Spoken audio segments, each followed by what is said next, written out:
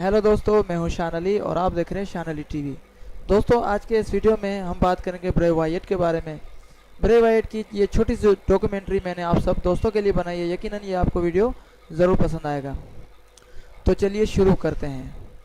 दोस्तों, Bray Wyatt का असल नेम है विंधम लॉरेंस रटुंडा और इनकी पैदाइश 23 मई 1987 को हुई और इस वक्त इनकी उम्र 30 साल है। इनकी जगह पैदाइश Brooksville, Florida, United States of America में हुई और इस वक्त इनकी जो रिहाइश है वो सेम टू सेम उसी जगह पर है। ब्रे वाइट के फादर का नाम है माइक रोटोंडा और इनके ब्रदर का नाम है बो डोलास। ये भी एक प्रोफेशनल रेसलर हैं। इनकी वाइफ का नाम है समंथा रोटोंडा और इनकी शादी 2012 में हुई। फिर रवां साल 2017 में इनका डिवोर्स हो गया और ब्रे वाइट के 2 बच्चे भी हैं। इनकी साली का नाम है सारा बेकमैन।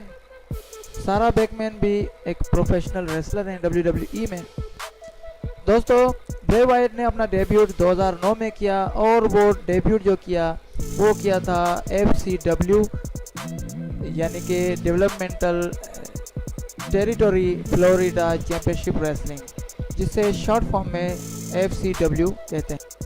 रेसलिंग में जाने के बाद ब्रे वाइट के कई रिंग नेम्स हैं, तकरीबन 9 रिंग नेम्स हैं, जिनमें ब्रे वाइट इस वक्त WWE के हिसाब से दुनिया भर में बहुत ज़्यादा मशहूर है।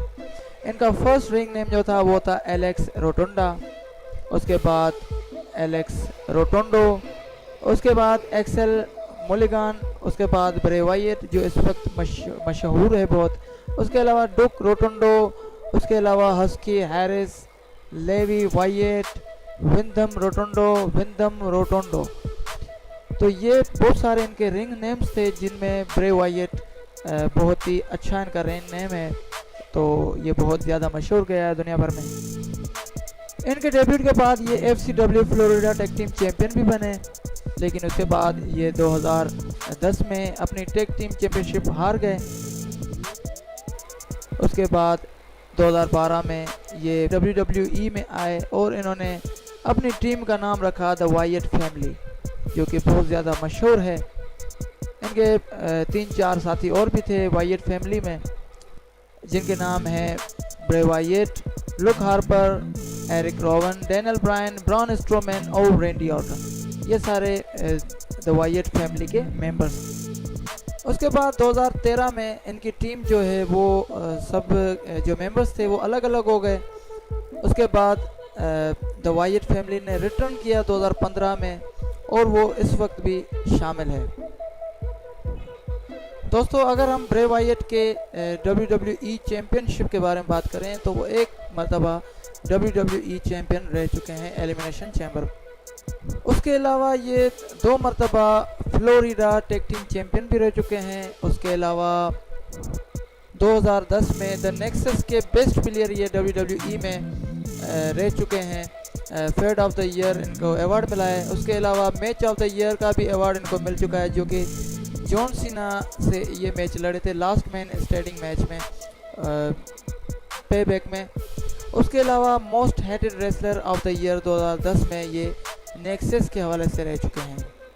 उसके अलावा इनका रैंक नंबर जो है वो 6 है। टॉप 500 रेसलर्स में इनका 6 नंबर जो है रैंक है दुनिया भर में। उसके अलावा WWE SmackDown tag team champion भी रह चुके हैं एक मरतबा लुक हार्पर के साथ और रेंडी ऑर्टन के साथ। दोस्तों, रेसलमेनिया 33 में जब अंडरटेकर ने आखिरी मैच खेला था रोमन रेंस के साथ, उसके बाद ये अंडरटेकर नहीं आए, तो लोग आज भी अंडरटेकर को याद करते हैं। लेकिन ब्रे वाइट के बारे में लोगों का ये कहना है कि अंडरटेकर के जाने के बाद ब्रे वाइट को हम दूसरा अंडरटेकर समझते हैं, क्योंकि इनका स्टाइल आने का अंधेरे में जो है वो बिल्कुल अंडरटेकर जैसा है।